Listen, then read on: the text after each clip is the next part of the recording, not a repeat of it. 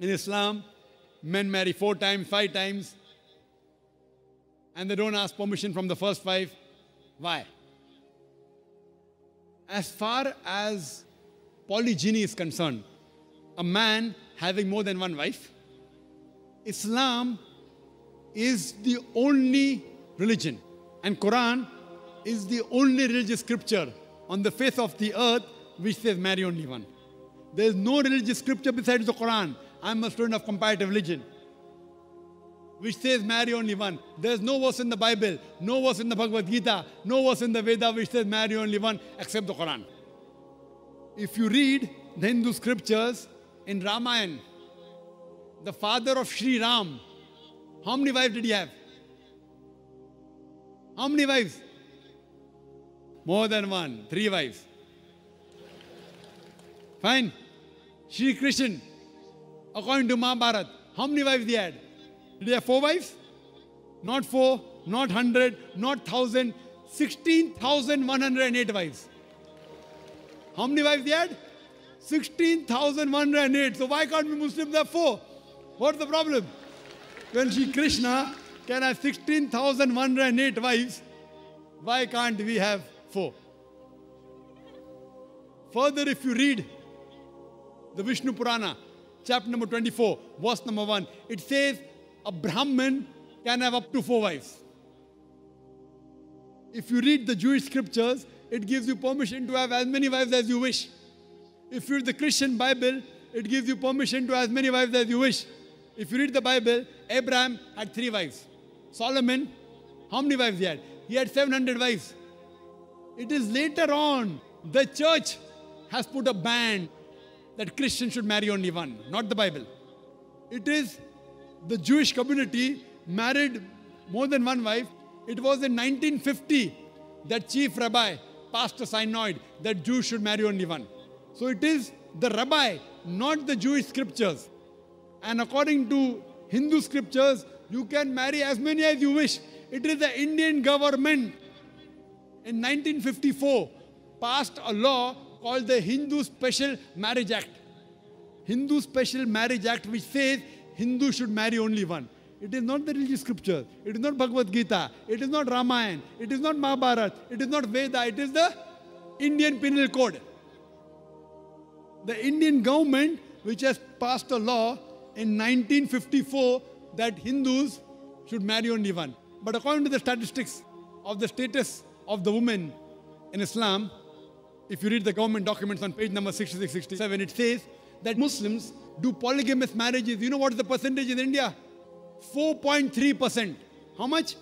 In India, 4.3% of the Muslim men do polygamous marriages.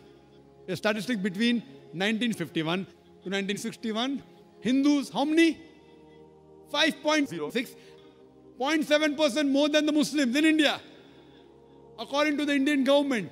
Even though it is prohibited according to the Indian law, yet they do more polygamous marriages than the Muslims.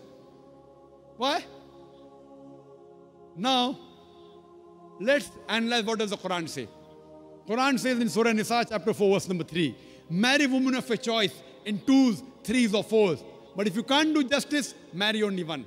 This statement, marry only one, is only given in the Quran and no other religious scripture. It says, marry women of your choice in 2s, 3s or 4s. But if you can't do justice, marry only one. So if you want to marry more than one woman, one of the criteria of the Quran is you should do justice. If you can't do justice, you should marry only one. Now, what are the reasons, logical reasons a person can think that why has Islam permitted certain men to have more than one wife? Many non-Muslims think it is fard, it is compulsory for a Muslim man to have more than one woman, to have more than one wife. It's not compulsory, it's optional. It's not fard, it's not compulsory. If you see in New York alone, there are 1 million females more than males. In USA alone, there are 7.8 million females more than males. In UK alone, there are 4 million females more than males. In Germany alone, there are 5 million females more than males. In Russia alone, there are 9 million females more than males. And God alone knows how many millions of females are more than males throughout the world. Suppose I agree with your philosophy, sister. You said, one man, one woman. If I agree with you, sister. with your philosophy. One man, one woman. And suppose my sister happens to be in America, or your sister happens to live in America. And suppose the market is saturated. One man, one woman, saturated. Yet there will be 7.8 million females who will not find life partners. One man, one woman. Now the option for these 7.8 million females is either marry a man who already has a wife or become public property. You say, Dr. Zakir Naik, public property, such a harsh word. Sister, it is the most sophisticated word I can use. I cannot use a more sophisticated word than public property. According to the statistics of America, do you know, on an average, a man, before he settles down with a wife, he has 8 different sexual partners. Do you know that? On average, 8. Some may have 1, some may have 10, some may have 28 sexual partners before he settles down with one.